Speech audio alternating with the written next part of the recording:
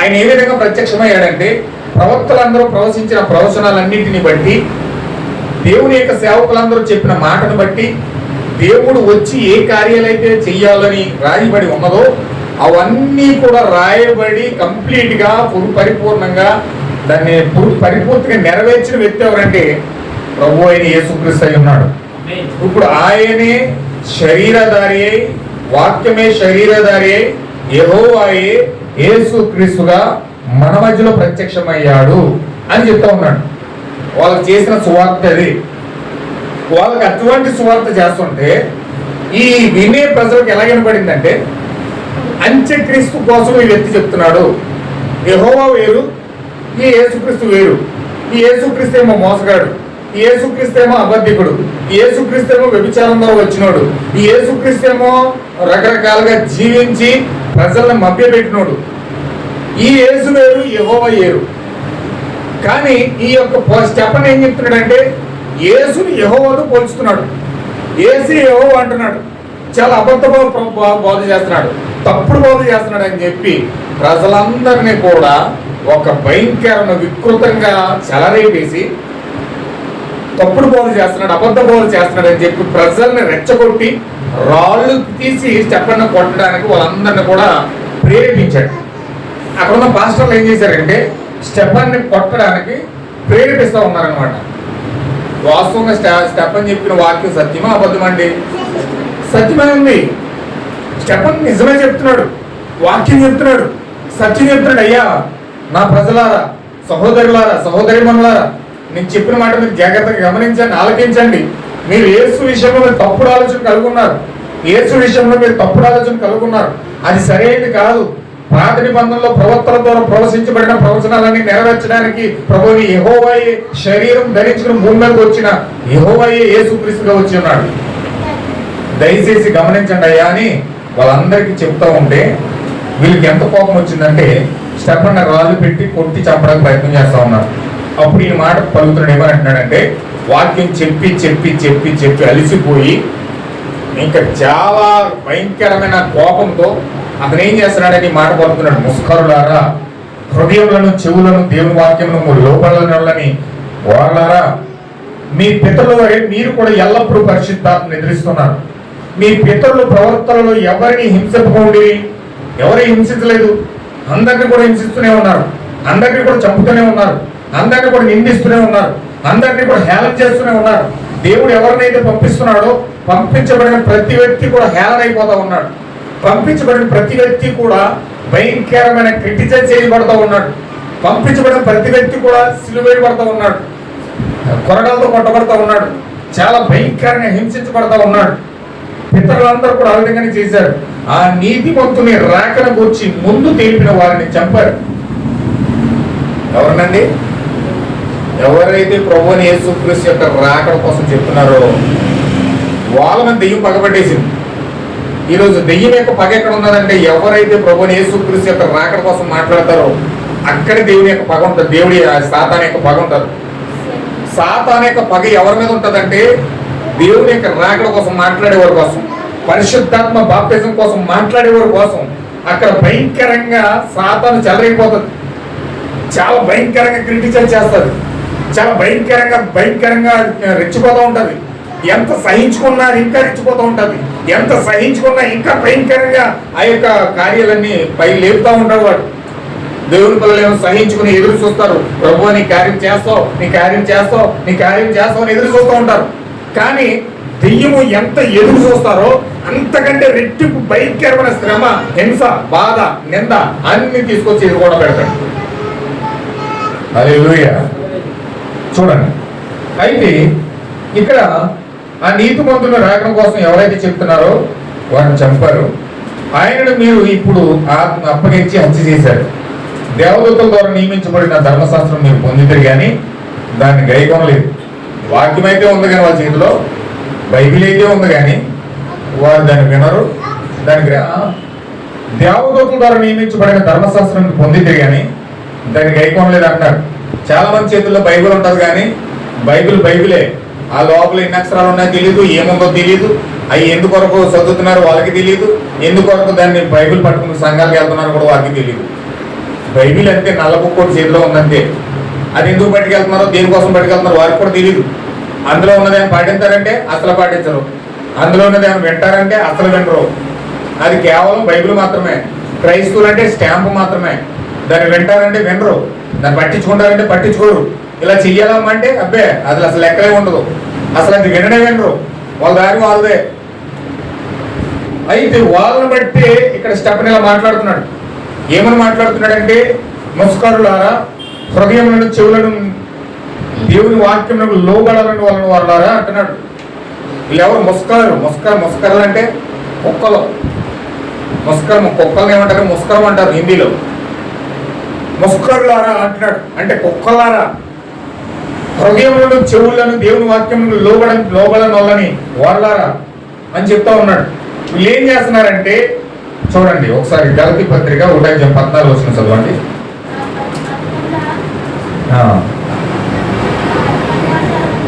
పారంపర్యాచార పితరుల పారంపర్యాచారమందు విశేషాశక్తి గలవాడనై నా స్వజాతీయులలో నా సమాన వయస్కులైన అనేకుల కంటే యూదుల మతంలో ఆధిక్యత నుండి తినని నా నడవడిని గురించి మీరు వింటిరి.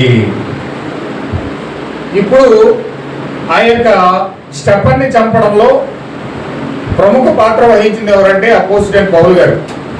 ఈ అపోజిటెంట్ పౌలు గారు ఎప్పుడైతే ఆ యొక్క స్టెఫన్ని చంపుతా ఉన్నాడో, స్టెఫన్ని చంపుతా ఉన్నప్పుడు ఈ యొక్క స్టెఫన్ పరలోక దర్శనం తెరవబడింది. దేవుని కుమారుడు కుడిపార్శ్వన కూర్చుని ఉండడం చూశాడు.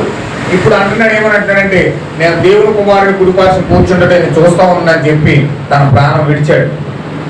అందరూ అమ్మ బాబు ఏ బాబు నేను చంపేస్తున్నాడు బాబు కేకలు పెట్టి దాచుకుని, ముఖం దాచుకున్నాం, కాలు దాచుకున్నాం, అంత రకరకాలుగా భయపడి చావడానికి ముందు కేకలు పెడతారు, బెంబెలెత్తిపోతారు. ఎవరైనా సరే చావు అంటే ఎవరికైనా భయమే, చావు కంటే ఎవరికైనా భయమే. చీకట్లోకి వెళ్తే భయం, రకరకాల భయాలతో మనుషులు ఉంటారు. అన్ని మాటలు చెప్తారు కానీ చాలా ధైర్యంగా సింహంలాగా అంటారు, కానీ ఏదైనా సమస్యలో పిల్లి అయిపోతారు. చాలా భయం, ప్రతి మనిషికి భయం ఉంటుంది. భయం ఎప్పుడైతే ఏదైనా తోటలో పాపం చేశారో మొట్టమొదటి భయం ఎంటర్ అయ్యి చెట్ల పక్కన దాక్కున్నారు వాళ్ళు. దేవుడు ఏదో చేస్తాడు, దేవుడు ఏదో అంటాడు అని భయపడి దాక్కున్నారు వాళ్ళు. భయం ఎంటర్ అయింది అప్పుడే. ప్రతి మనిషిలో భయం ఉంది. అయితే ఇక్కడ ఏమంటున్నాడంటే, స్టెఫన్ ఆ విధంగా పరలోకం చూసి దేవుని కుడిపార్శ్వన కుమారుడు బయలుపరచబడడం చూస్తా ఉన్నాడని చెప్పి ఎప్పుడైతే మాట్లాడాడో, అలా మాట్లాడుతూ చనిపోయాడు, కన్నుమూశాడు. ఈ విషయాన్ని దూరం నుంచి చూస్తున్నాడు అపోజిటెంట్ పౌలు గారు, సౌలు. ఆ సౌలు దూరం నుంచి చూసి అతని చావే ఈ యొక్క సౌలు గారి మార్పు ఏంటి? ఎంతగా కొడుతున్నా సరే, ఎంతగా బాధిస్తున్నా సరే, ఎంతగా భయంకరంగా ఇబ్బంది పెడుతున్నా సరే, ఈ వ్యక్తి ఏంటి ఏ మాత్రం కూడా వంగట్లేదు. వాక్యంలో ఎంత శక్తి ఉందా, ఇతను నమ్మే వాక్యంలో ఎంత శక్తి ఉందా, ఇతను నమ్మే వాక్యంలో ఎంత బలం ఉందా, ఇతను నమ్మే దేవుడు ఎంత బలవంతుడా, అసలు యెహోవాయే యేసుక్రీస్తు అన్నాడు, ఇది ఎంతవరకు వాస్తవం, అసలు దేవుడు ఏం చెప్పాడు అని ఇతను ఆలోచన పడిపోయాడు. ఆమేన్, హల్లెలూయా. అందరూ ఇక్కడ ఉన్నారు కదా, అందరూ ఆమేన్ చెప్పండి ఒకసారి. ఆమేన్, హల్లెలూయా. చూడండి, ఎప్పుడైతే సౌలు అనబడిన పౌలు ఆలోచన పడిపోయాడో వెంటనే అతను ఆలోచిస్తూ ఉన్నాడు, దేవుడు వెతకడం ప్రారంభించాడు. అప్పుడు సౌలు దేవుడు వెతకడం ప్రారంభించాడు. ఈ యొక్క స్టెఫన్ యొక్క మరణంతో సౌలు వాక్యం వెతకడం మొదలుపెట్టాడు. అదేం చెప్తున్నాడు ఈ యొక్క స్టెఫన్? అతను చెప్పింది వాక్యం కరెక్టేనా, ధర్మశాస్త్రానికి అది సరిపోతుందా అని ఎప్పుడైతే అతను వెతకడం మొదలుపెట్టాడో, అతను ఎప్పుడైతే వాక్యాన్ని వెతుకుతున్నాడో, దేవుడు దమస్కు మార్గంలో ఈ స్టెఫను నమ్మిన క్రైస్తవులందరినీ కూడా చంపడానికి బయలుదేరి వెళ్తుంటే, దమస్కు మార్గంలో ఏం జరిగిందంటే అగ్నిస్తంభం వచ్చి కొట్టింది. అగ్నిస్తంభం కొట్టిన తర్వాత నువ్వెవరు అన్నాడు, నేను క్రీస్తున్నాను అన్నాడు. అప్పుడు అర్థమైంది యెహోవాయే యేసుక్రీస్తు. నిజమే, స్టెఫన్ చెప్పింది కరెక్టే. ఆయన చెప్పిన దర్శనం మామూలు దర్శనం కాదు. అందుకే ఆయన అంత మరణంలో కూడా స్ట్రాంగ్ గా నిలబడ్డాడు. అందుకే అంత మరణంలో కూడా అతను అంత పర్ఫెక్ట్ గా ఉన్నాడు. ఏ మాత్రం కూడా విశ్వాసం అవ్వలేదు, ఏ మాత్రం కూడా అతను విశ్వాసం తొట్టిల్లలేదు. అతను చాలా స్ట్రాంగ్ గా ఉన్నాడు. కారణం అతను నిజమైన దర్శనం పొందుకున్నాడు. ఆమేన్, హల్లెలూయా. అతను నిజమైన దర్శనం కలిగి ఉన్నాడు కాబట్టి అంత కరెక్ట్ గా ఉన్నాడని చెప్పి అప్పుడు పౌలు గారు ఏం చేశాడంటే దమస్కు మార్గం వెళ్ళిపోయాడు.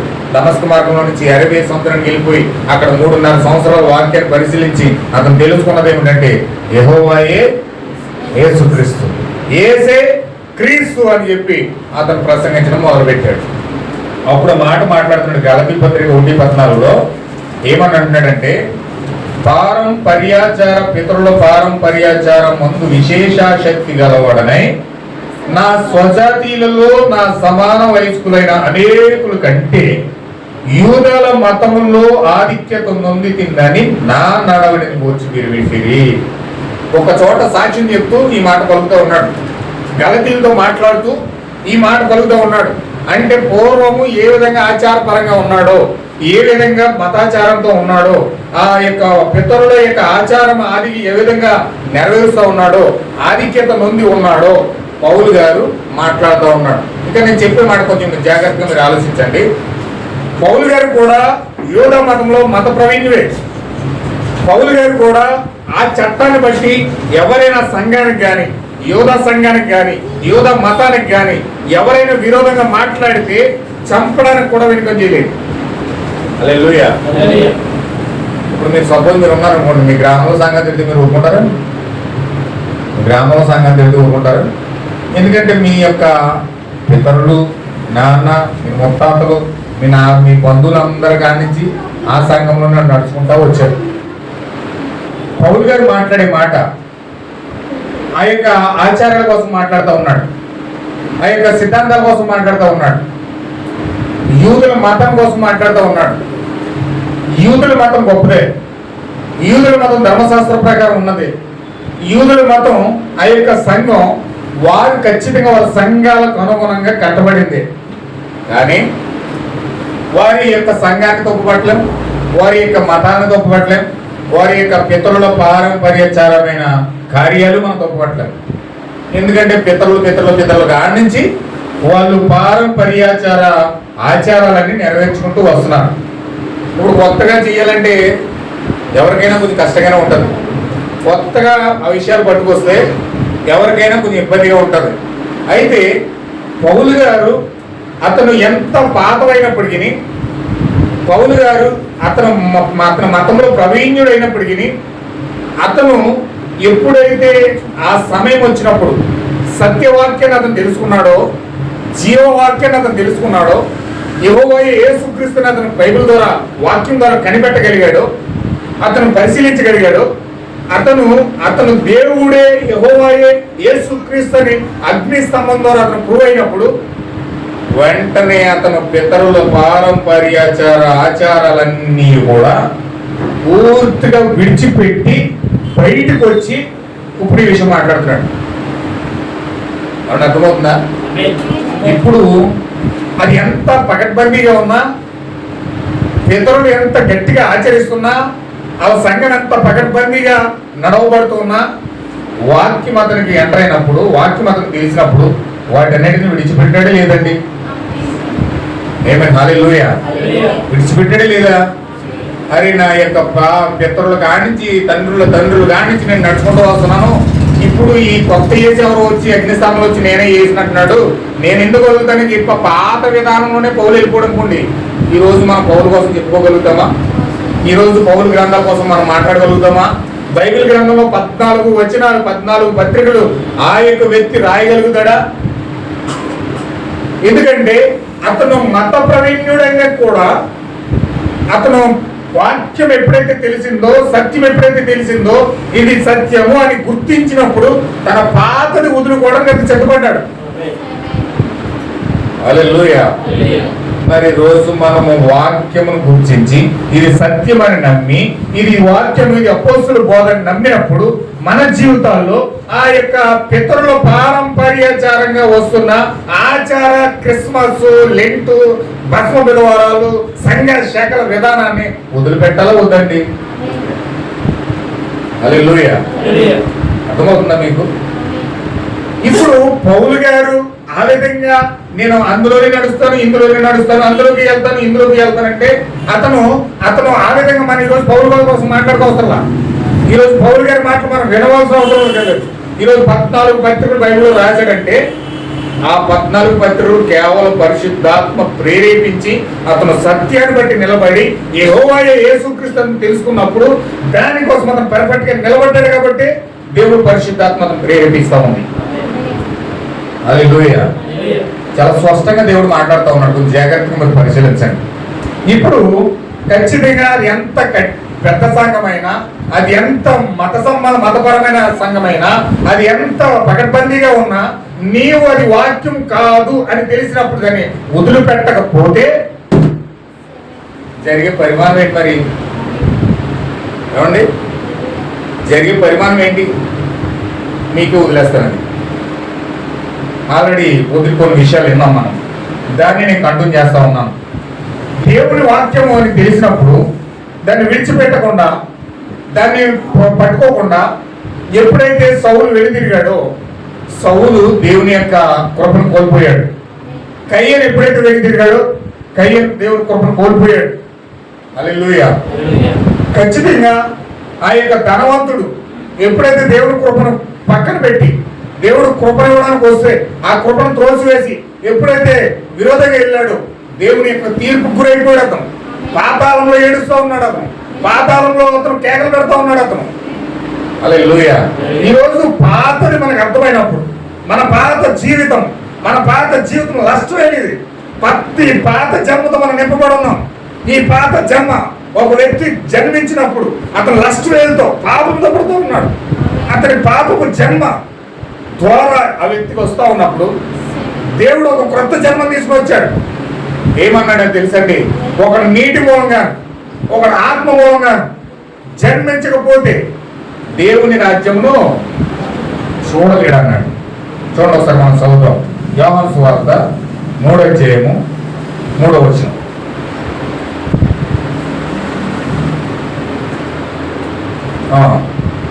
యోహాను సువార్త 3వ అధ్యాయం 3వ వచనం.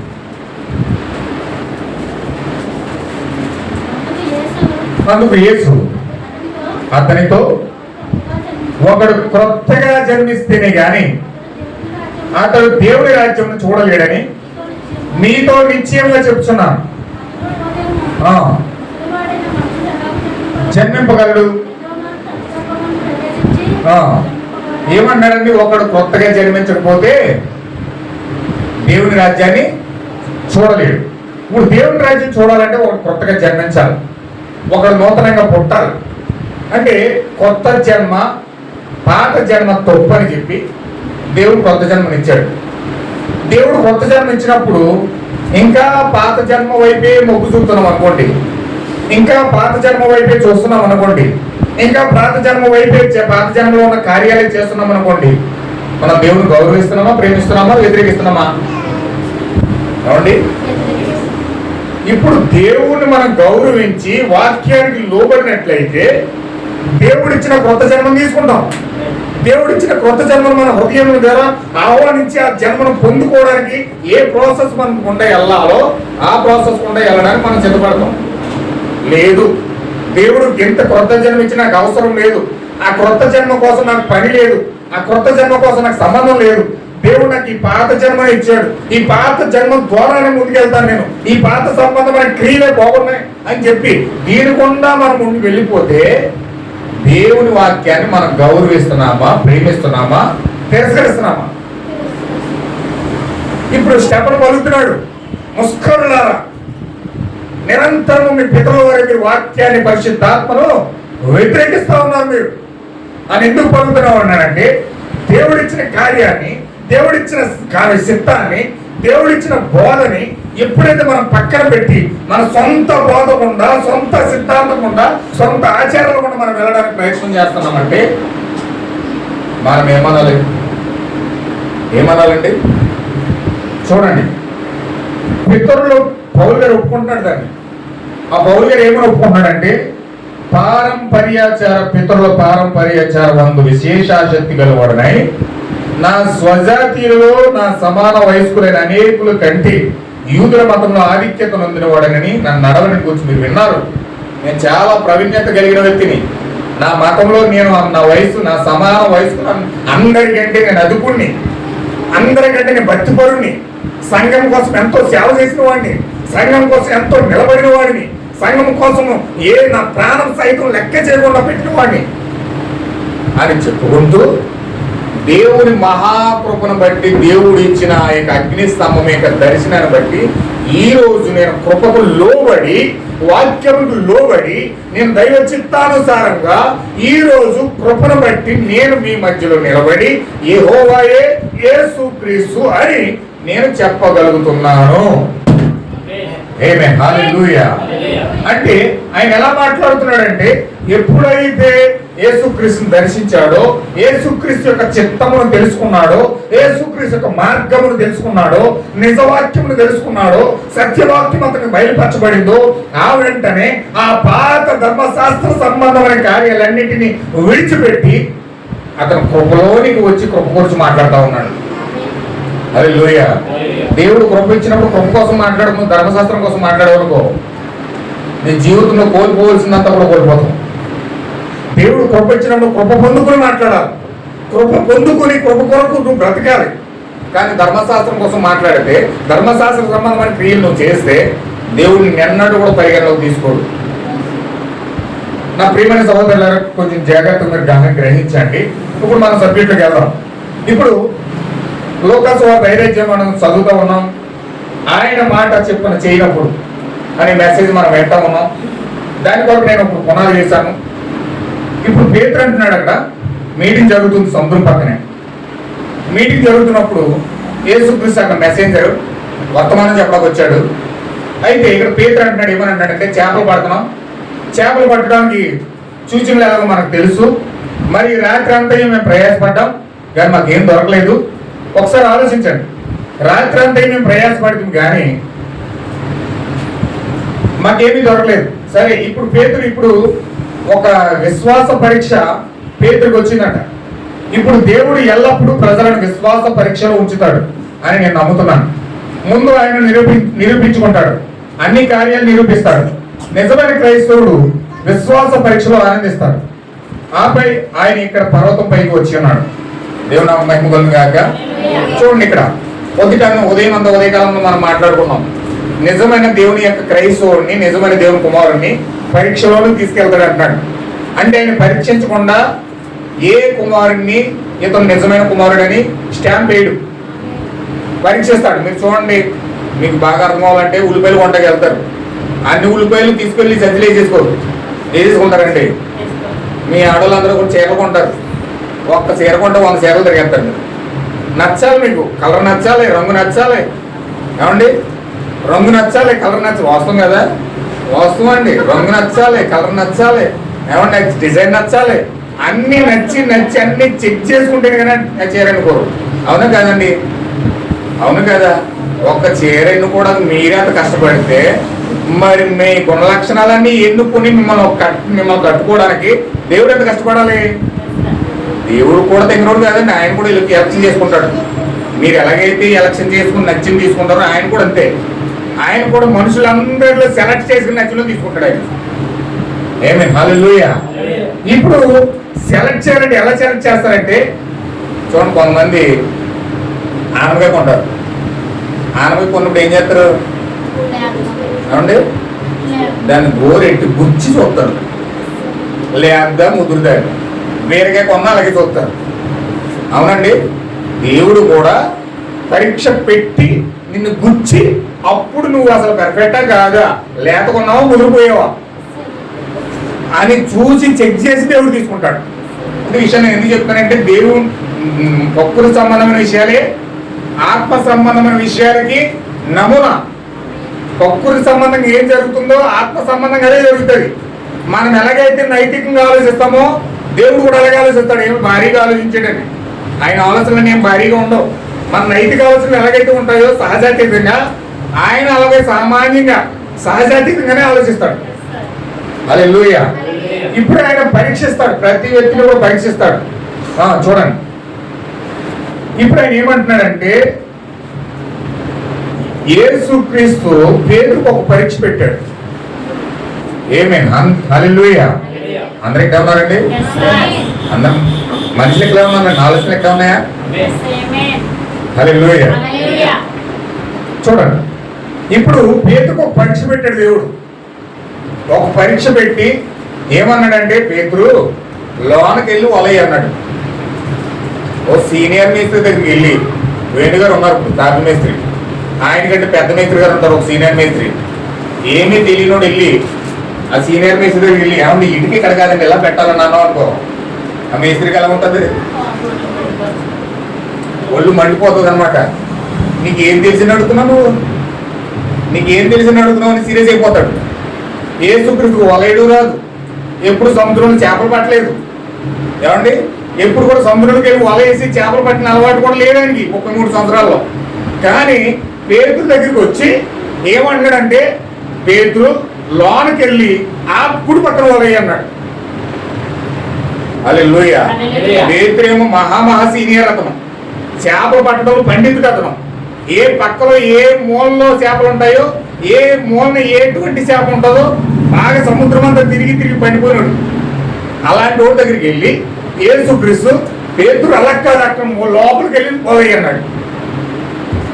హల్లెలూయా.